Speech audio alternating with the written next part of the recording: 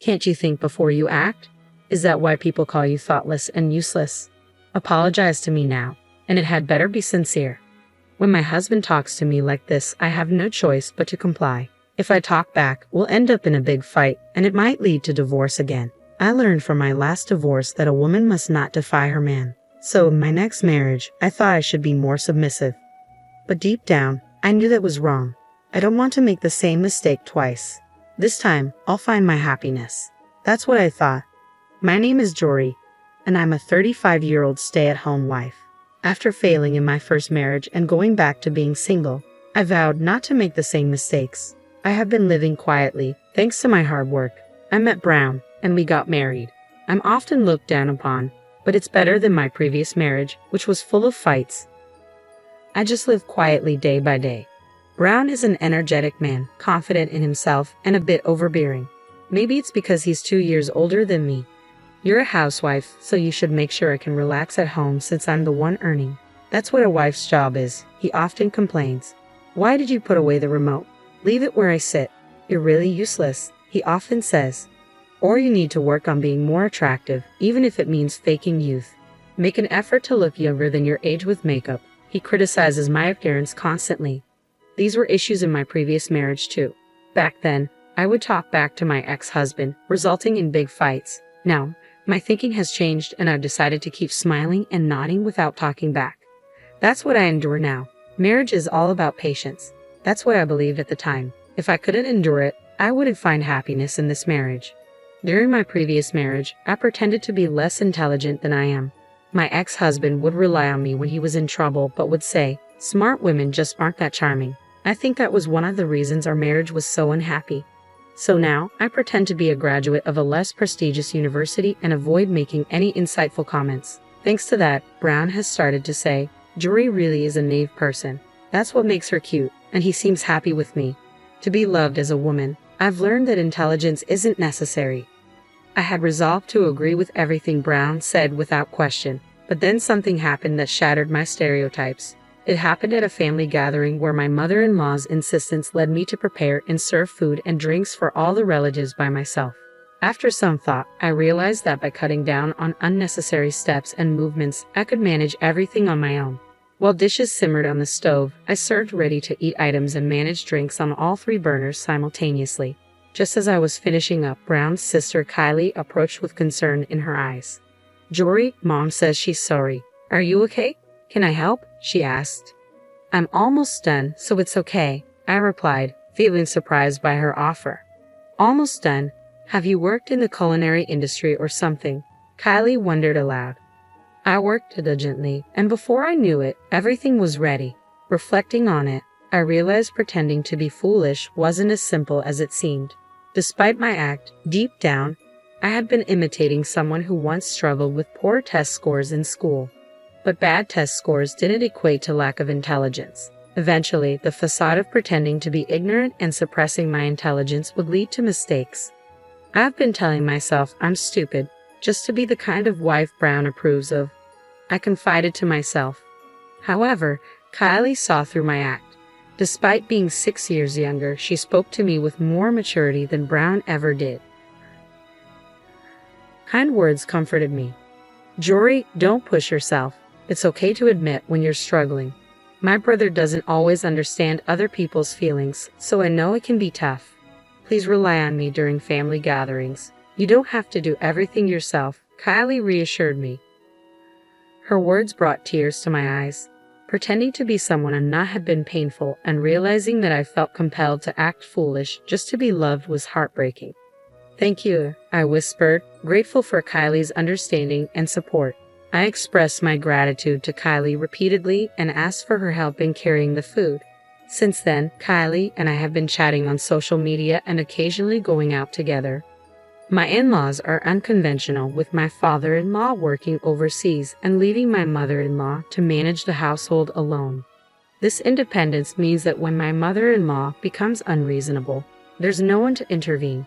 Having Kylie on my side was a relief, but her support exceeded my expectations. At the next family gathering, when my mother-in-law tried to criticize me, Kylie intervened. "Mom, a son's wife is someone else's precious daughter. If I were to get married, would you treat me the same way you treat Jory? She defended me. Initially taken aback, my mother-in-law replied, but Jory is a divorced person, right? People who get divorced must have some character flaws. If I don't educate her properly, Brown won't be happy. She's not smart and lacks skill, so I have to be strict. Kylie calmly challenged her. Have you ever asked her why she got divorced? I don't know about that. Well, then you really need to see for yourself what kind of person Jory is. I know Jory is a good person, kind and very warm-hearted, but I'm worried because she sometimes neglects herself. Don't you see that? Mother-in-law listened attentively as Kylie spoke with sincerity. After a moment of thought, she turned serious. Brown told me that you're struggling in your marriage because you're not very bright.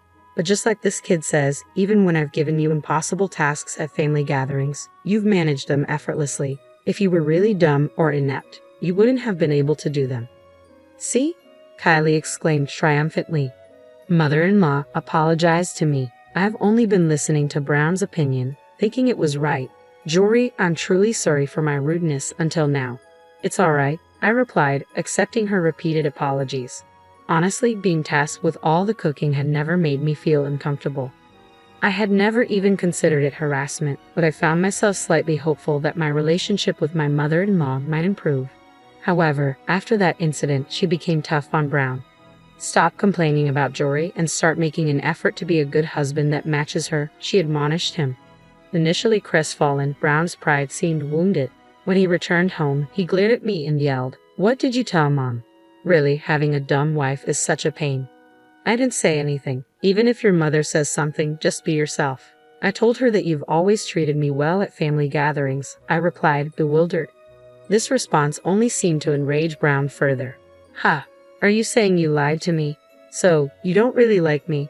No, I'm always grateful to you. Thanks to you, I can live even without much education and not being very bright, I pleaded. Brown smirked with a chilling smile. Oh really? Then you'll do whatever I say, right? Yes, I'll do anything, I replied hesitantly. Good, because you messed up and I got yelled at by Mom. You'll get no allowance as punishment. I've been giving you $100 a month, but now it'll be $0. If you want it back, just think about pleasing me every day, Brown declared before retreating to the bedroom alone. I felt disheartened, wondering if this marriage was a mistake. As someone inclined to logical thinking, I tried to understand what went wrong and how to improve. But I couldn't quite comprehend why Brown was so angry. If his mother scolded him, it was his fault, not mine. Regardless, losing the allowance didn't trouble me much since I had nearly $10,000 saved up from before our marriage. I didn't want to cater to Brown's demands, so I continued living as I always had. However, suddenly, and for some unknown reason, Brown grabbed my arm forcefully, made me sit on the floor, and said, "Can't you use your head more? This is why people call you thoughtless and useless." Apologized to me deeply. Confused and humiliated by the situation, I didn't understand why Brown was so angry, but I apologized, saying, "I'm sorry. I'm not bright enough to understand why you're angry, Brown. You're really the worst incompetent woman. Don't sleep sitting like this all night. Figure out why I'm angry by morning," Brown scolded. He then brought his phone charger into the living room, started charging his mobile phone, and positioned it so the back faced me. I heard a click sound. "I'm recording you to make sure you don't move or sleep. You don't have a job since you're a stay-at-home wife, so staying up all night won't be an issue, right? But don't slack off on tomorrow's chores or I won't forgive you," Brown threatened before retreating to the bedroom alone. I was a mess of disappointment, disbelief, and anger toward Brown. Regret surged within me, wondering why I had married such a man. I recalled a similar incident from my previous marriage, where my ex-husband also seemed to want to control me and demanded my obedience at all costs. With this realization, the reasons behind both my failed marriages, both the previous one and now with Brown, became clear to me. I felt a surge of anger toward my past self for not reaching this conclusion sooner. Choosing a man so similar to my last husband, wasn't I failing to learn from my previous mistakes? Once I understood this, the only feeling left in me was a resolve to end this unenjoyable marriage. I stood up, took Brown's mobile phone, and stopped the recording. I transferred the video to my own mobile phone, edited it into a 2-hour clip of just me sitting still, and sent it back to Brown's phone before replacing it where I found it. Then, I lay down on the sofa and woke up at 6 o'clock in the morning to the sound of Brown moving in the bedroom. He seemed satisfied that I was still on the floor, but was shocked to find his phone screen dark and the video stopped after about 2 hours. Did you do something to the video? Brown demanded, visibly upset. I pretended ignorance, saying, "Ha! I didn't do anything. I don't really understand mobile phones." Brown appeared to calm down slightly and said, "I'm sorry about yesterday. I got angry thinking you were trying to please me. I'm smart, so I didn't notice, but you're trying in your own way, right?" He apologized with a condescending attitude. I felt irritated, but I endured it and forgave him with a smile. "Yeah, it's okay," I said, though I truly didn't care much about Brown's opinion since I was planning to divorce him soon anyway. However, I decided that I wouldn't make it easy for him. I resolved to ensure Brown received a fitting punishment. About a month later, it was time for a family gathering, and Brown and I headed to my in-law's house. I anticipated a busy day with many relatives around. As we entered, I expected to be put to work as usual. To my surprise, mother-in-law and Kylie were busy cooking, and I was told to sit down and do nothing. I hadn't interacted much with the relatives before, but Brown struck up a conversation with the man in front of him, and I joined in. It turned out the man was Brown's uncle, and something about him felt familiar to me. Brown began explaining, "My uncle teaches at Harvard. You might not understand, Jory, but he's doing some impressive work in the field of chemistry." The uncle looked at me and exclaimed, "Brown, what are you talking about? There's no way Jory wouldn't understand that." His words left me even more puzzled. "What are you talking about, uncle? Jory graduated from a lower-tier university and can't even operate a mobile phone properly. She's not bright at all," Brown insisted. Despite Brown's comments, the uncle smiled kindly at me and said, "You're really quite excellent, aren't you? Why pretend to be foolish? Brown is the one who's actually at a much lower level. Doesn't it feel bad to be looked down upon by someone like that? You should just be yourself." The uncle's loud voice caught the attention of other family members, including mother-in-law and Kylie, who turned to look at us. "Well, I guess you're right," the uncle concluded, casting a meaningful glance at Brown. I was growing weary of being constantly ridiculed. Shall I tell the truth? I thought to myself. Actually, I graduated from Cambridge University. After that, I attended graduate school in America. As I revealed this, Brown's face registered shock. "Well, what? You can't be.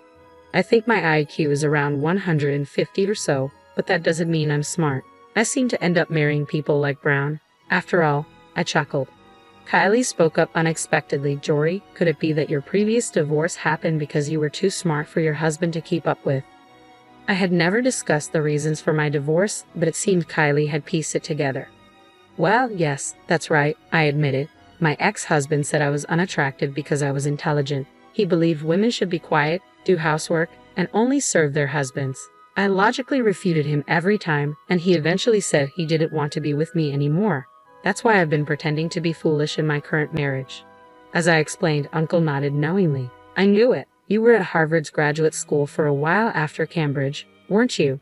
I thought I recognized you. I never forget a face, though I'm not good with names. Besides, you were famous at the university for being both smart and beautiful." I was surprised by Uncle's recognition. "I was there for only about a year before moving to another graduate school," I clarified. "Now that you mention it, I did feel like I had seen Uncle somewhere before," I added, recalling the familiarity. Uncle laughed proudly. "Indeed, it was you? I thought you looked familiar." While Uncle chuckled, Brown's face turned pale and uneasy. Seeing this as an opportunity, I said, "By the way, there's something I want to show everyone." I took out my mobile phone and played a video. It showed me sitting on the floor while Brown instructed me to stay up all night. Brown's voice was clear on the recording. Brown jumped up in protest. "This is fabricated. You did this to frame me. The fact that you only filmed for 2 hours proves it was your fault." As he shouted, he grabbed my collar, but the men around us quickly restrained him. And then, mother-in-law spoke up, saying, "I don't want to dine with such a despicable man. Please throw him out." With that, Brown was escorted out of the house. At the entrance, mother-in-law admonished him as he crouched. "I didn't realize you were this foolish. I was foolish as well. I'll contact you later about what to do next. Go home and behave yourself." She slammed the door and locked it firmly. Then mother-in-law bowed her head to me, tearfully apologizing. "I'm so sorry about Brown. I had no idea he did such a terrible thing." I once believed what Brown said. Kylie and I supported mother-in-law, comforting her as she cried. "Mother-in-law isn't to blame," I reassured her gently, repeating it until she finally recovered and put on a smile. "The food's getting cold. "Let's eat together," mother-in-law suggested, and we all returned to the living room. Later, I engaged in conversations with Uncle about his university research and enjoyed chatting with other family members. Eventually, I proceeded with the divorce from Brown. It went smoothly, including the division of property. When I showed Brown the passbook with $10,000 in savings I had before marriage, his face contorted in frustration. "I should have been kinder, even though I thought you were not smart. I'm sorry. You won't forgive me anymore, will you?" he regretted, apologizing too late. Despite his words, I ended my relationship with Brown decisively. Subsequently, Brown was disowned by mother-in-law and cut off by Kylie. He sought help from relatives, but none paid him attention, leaving him to live a lonely life. Since then, I've found a job and am working hard. I've come to realize that a woman's happiness doesn't solely depend on marriage. I can live happily without it, focusing on what I want to do. This is when I can truly be myself. Although I divorced Brown, I've built a strong relationship with Kylie. Moving forward, I intend to cherish being true to myself, occasionally meeting and enjoying time with those I wish to get along with.